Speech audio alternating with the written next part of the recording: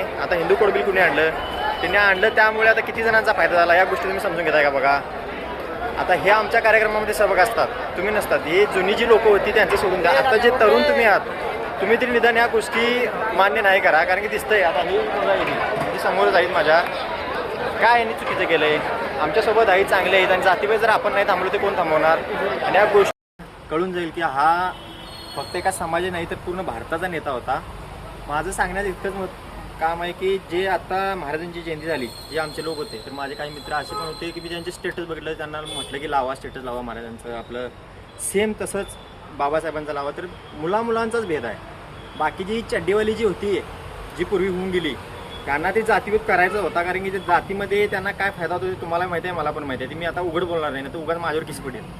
फक्त एवढाच विषय की आता जे आपण यंग आहोत, जे तरुण आहोत, बदल जर घडू शकलो तर आपण बदल घडू शकतो. जे मागचे लोक आहेत त्यांच्याशी जर आपण संवाद केला तर बदल हा घडणार नाही. आपण सर्वांनी मिळून आपल्यामध्ये जे जातीभेद जे निर्माण झाले की नाही ते आपण स्वतःहून बंद करूया. आता ही जी आहेत काय आहेत, आता हा पण आहे की नाही कसा वाघ, काय वाईट आहे यांच्यात. ती पण मुलंच आहेत, माणसंच आहेत. माणसाला माणूस म्हणून बघा. आताचं